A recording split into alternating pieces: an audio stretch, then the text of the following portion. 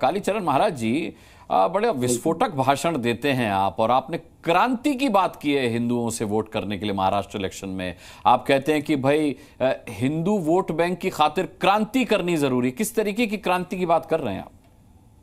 एक तरफा हिंदुओं का वोटिंग होना चाहिए हिंदू हित के लिए, हिंदू राष्ट्र के लिए। मुसलमानों की इच्छा है गजवाए हिंद करे, भारत को इस्लामिक कंट्री बना देवे।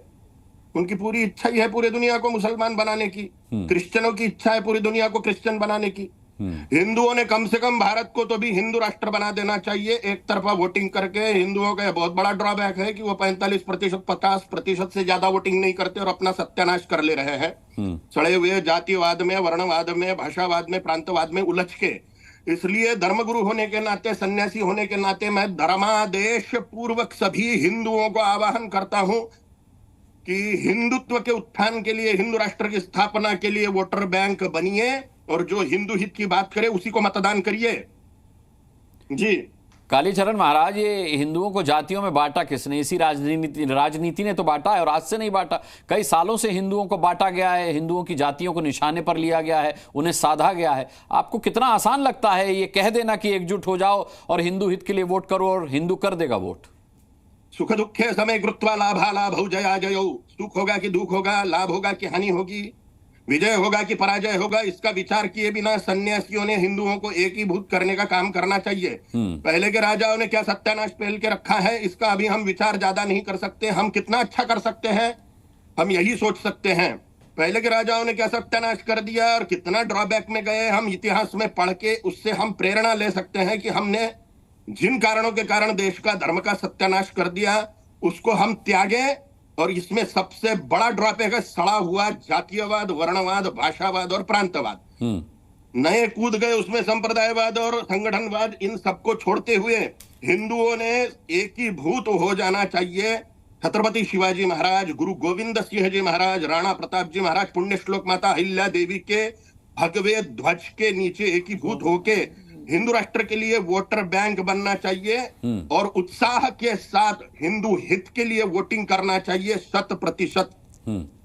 महाराज जी, एक दिक्कत ये हुई है कि देखिए, वोटिंग से एक दिन पहले भारतीय जनता पार्टी के नेता विनोद तावड़े जो है वो निशाने पर हैं 5 करोड़ रुपए को लेकर के। 9 लाख रुपए भी मौके से बरामद हुए। हालांकि प्रेम शुक्ला साहब का कहना कि उनके पास से बरामद नहीं हुए, लेकिन विपक्ष इसे मुद्दा बना रहा है। आपको लगता है इससे वोटिंग पर प्रभाव पड़ेगा?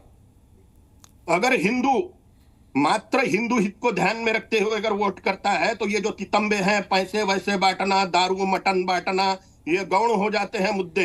अगर धर्म हमारे नेत्र में है, अगर धर्म हमारे टारगेट में है, तो निश्चय से हम इन सड़े हुए मुद्दों को बाजू में रखते हुए हिंदू राष्ट्र बना के भारत को सोने की चिड़िया बना सकते हैं, जगत गुरु बना सकते हैं, चक्रवर्ती सम्राट बना सकते हैं। और यही मैं आपके चैनल के माध्यम से हिंदुओं को आह्वान भी करता हूं, धर्मादेश पूर्वक आह्वान करता हूं। महाराज जी, जब आप हिंदुस्तान को सोने की चिड़िया बनाने की बात करते, जब हिंदुस्तान सोने की चिड़िया था तो हिंदू, मुस्लिम, सिख, ईसाई सभी भाई भाई थे। अब आप सिर्फ हिंदू हित की बात कर रहे हैं। ये भंपक बात है। 1400 साल पहले इस्लाम आया, वो भारत में था कहां पे? क्रिश्चियनिटी 2000 साल पहले आई, वो भारत में थी कहां पे?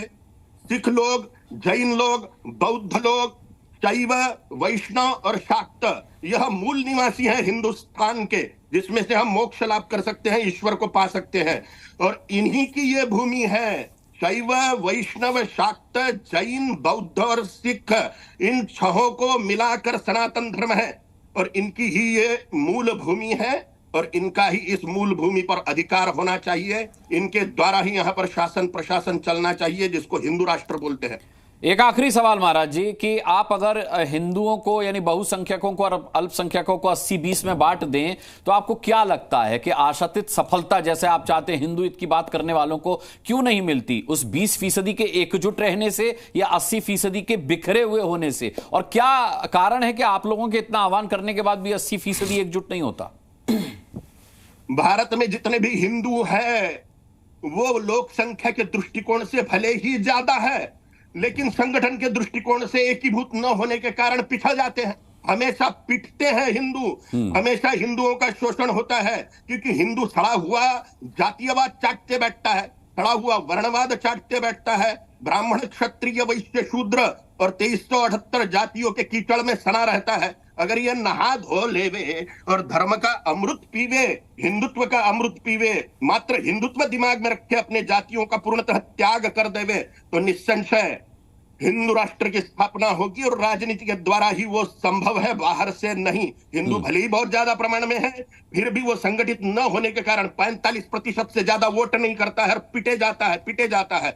मुसलमानों का वोटिंग प्रतिशत 95% होता है, इसलिए राजा लोग उनके तलवे चाटते हैं। राजा लोग अगर हिंदुओं को झेले, ऐसी हिंदुओं की इच्छा है, तो हिंदुओं ने वोटर बैंक के रूप में परिवर्तित होना चाहिए और उत्साह पूर्वक प्रचंड प्रमाण में 100% वोटिंग करना चाहिए, तो ही हम ये अचीवमेंट कर सकते हैं हिंदू राष्ट्र। और महाराज जी, आप हिंदू राष्ट्र की बात कर रहे हैं, इस हिंदू राष्ट्र में मुसलमान, सिख और ईसाई हैं कि नहीं है आपके? सिख है निस्संशय, मुसलमान और ईसाई उतने ही सम्मान्य रहेंगे हिंदू राष्ट्र में जितने पाकिस्तान में हिंदू सम्मानित है, बांग्लादेश में हिंदू जितने सम्मानित है, बांग्लादेश में, पाकिस्तान में जितना प्रेम हिंदुओं को प्राप्त होता है, उतना ही प्रेम यहां पर भी मिलेगा। ठीक है, चलिए कालीचरण महाराज जी, आपने इतना वक्त दिया, जी न्यूज से बात की, आपका बहुत बहुत आभार, बहुत बहुत धन्यवाद करना चाहूंगा। ओम काली, ओम काली, ओम काली। जी। जी न्यूज।